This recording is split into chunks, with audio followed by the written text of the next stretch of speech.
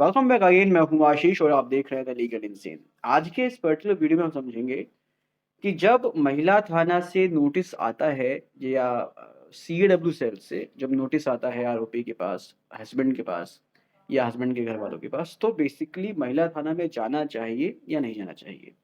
या अगर हम महिला थाना जाते हैं, सीडब्ल्यू से जब हम जाते हैं तो वहाँ पर होता क्या है? इन सभी चीज़ों को हम डिटेल में समझेंगे। So stay tuned through out the video so that you could have a very better perspective over the situation. सबसे पहले बेसिकली समझो कि महिला थाना या सीएडब्ल्यू सेल में होता क्या है? वहाँ पर कार्यवाही कब शुरू होती है? स्पेसिफिकली अगर हम 498 की केसेस के बारे में बात करें, जो अब नए कानून भारतीय न्याय संहिता के सेक्शन 85 और 86 में होता है। सो बेसिकली इस पर्टिकुलर केस में जब भी कोई प्रोसीडिंग स्टार्ट होती है, जब भी कोई केस इनिशिएट होता है, तो वो महिला थाने से ही शुरू होता है या सीएडब्ल्यू सेल से ही होता है। मैं बार-बार महिला थाना या सीएडब्ल्यू सेल इसलिए बोल रहा हूँ, क्योंकि कुछ जगहों पर सीएडब्ल्यू सेल्स होते हैं, ना कि महिला थाना। कुछ जगहों पर महिला थाना होता है। अगर हम दिल्ली की बात करें तो यहाँ पर महिला थाना नहीं होता है, यहाँ पर सीएडब्ल्यू सेल होती हैं और दूसरी जगहों पर महिला थाना होता है। तो बेसिकली महिला थाना या सीएडब्ल्यू सेल दोनों सेम चीज़ है। सो बेसिकली हम समझते हैं पहले 498 ए के केस के बारे में। अगर पत्नी के साथ प्रताड़ना होती है, उसको प्रताड़ित किया जाता है, उसके साथ मार-पिटाई की जाती है, दहेज को लेकर उसको अगर परेशान किया जाता है, तो उसके पास ऑप्शन होता है कि वो महिला थाना में जाकर अपनी कंप्लेंट को दर्ज करवा सकती है। सो स्पेसिफिकली हम जैसे महिला थाना की बात कर रहे हैं, तो महिला थाना बेसिकली महिलाओं के साथ होने वाले ऑफेंसेस को डील करता है। यहाँ पर 498 के केस के अलावा अगर कोई और दूसरे ऑफेंसेस भी महिला के साथ अगर होता है, तो महिला के पास ऑप्शन है कि वो यहाँ पर महिला थाना में आकर अपनी कंप्लेंट को रजिस्टर कर सकती है। इस पर्टिकुलर वीडियो में हम सिर्फ 498 के केस को डिस्कस कर रहे हैं। तो और जो ऑफेंसेस हैं उसके बारे में हम किसी पर्टिकुलर और दूसरी वीडियो में बात कर लेंगे। सो बेसिकली सबसे पहले समझते हैं कि 498 का केस स्टार्ट कैसे होता है। जब भी किसी महिला के साथ इस तरह का कोई भी ऑफ़ेंस होता है, उसके साथ मार-पिटाई होती है, उसको हैरेस किया जाता है, प्रताड़ित किया जाता है, दहेज को लेकर या किसी भी वजह से, तो उसके पास ऑप्शन होता है 498 ए में एफआईआर रजिस्टर करने का। अब ये एफआईआर रजिस्टर कैसे होता है? ये होता है सबसे पहले महिला थाना में कंप्लेंट के माध्यम से। जब पत्नी महिला थाना में कंप्लेंट करती है, तो फिर उस कंप्लेंट के आधार पर पति को और पति के घरवालों को नोटिस इश्यू किया जाता है। और उस नोटिस के रिगार्डिंग फिर पति को वहाँ पर जाना होता है। फिर इसी पर्टिकुलर सिचुएशन में पति जो है, डर जाता है कि अगर वो महिला थाना में गया तो उसके साथ पता नहीं क्या-क्या होगा। क्या पता उसको जो है अरेस्ट कर लिया जाए या पुलिस उसको परेशान करेगी, उसके साथ मार-पिटाई भी हो सकती है।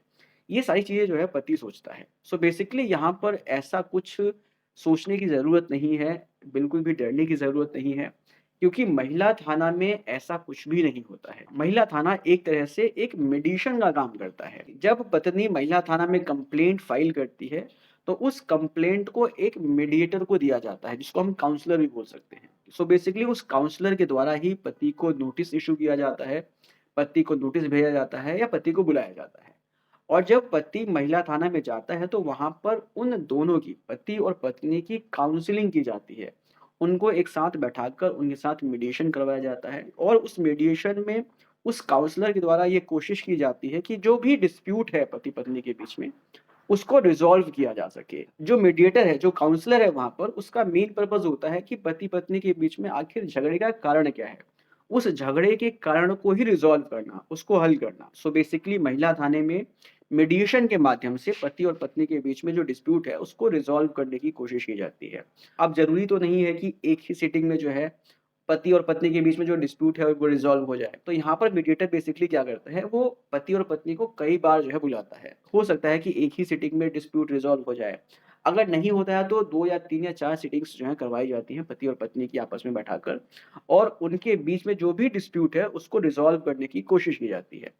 अगर सपोज़ करो कि फाइनली सब कुछ करने के बाद भी उनके बीच जो डिस्प्यूट है वो रिज़ॉल्व नहीं हो पाता है, तो उसके बाद फिर फाइनली जो है, वो जो काउंसलर है, वो जो मीडिएटर है, वो एक रिपोर्ट प्रिपेयर करती है और वो रिपोर्ट फिर जो है पुलिस थाने में भेजी जाती है। अगर उस रिपोर्ट से ऐसा लगता है कि उस पर्टिकुलर केस में 498 एक ऑफेंस बनता है, तब कहीं जाकर उसमें एफआईआर को रजिस्टर किया जाता है। सो बेसिकली ये पूरा प्रोसीजर है जो महिला थाने में फॉलो किया जाता है। यहाँ पर पति को बिल्कुल भी डरने की ज़रूरत नहीं है कि अगर वो वहाँ पर गया तो उसको गिरफ्तार कर लिया जाएगा या उसके साथ मार-पिटाई होगी, उसको परेशान किया जाएगा। बिल्कुल भी नहीं। महिला थाने में जो भी पुलिसकर्मी होते हैं, उनके पास गिरफ्तार करने का अधिकार नहीं होता है और ना ही किसी तरीके से एक्सटॉर्ट करने का अधिकार होता है, हैरेस करने का भी अधिकार नहीं होता है। वहाँ पर पति के पास मीडिएटर के सामने पूरा अधिकार होता है कि वो अपनी जो भी बात रखना चाहता है, वो रख सकता है। सो बेसिकली यहाँ पर पति को बिल्कुल भी डरने की ज़रूरत नहीं होती है।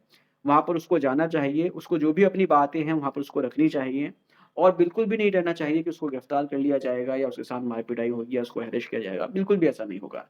क्योंकि महिला थाने में किसी के पास भी अधिकार नहीं होता है कि वो उसको गिरफ्तार कर सके। सो आई होप अब आपको बेसिकली समझ में आ गया होगा कि महिला थाने में बेसिकली होता क्या है? क्या है पूरा प्रोसीजर और किस तरह से 498 ए में एफआईआर को रजिस्टर किया जाता है। उम्मीद करता हूँ कि वीडियो इन्फॉर्मेटिव लगी होगी। अगर इन्फॉर्मेटिव लगी है तो उसको शेयर कीजिए। मिलते हैं नेक्स्ट वीडियो में। Take care, bye bye.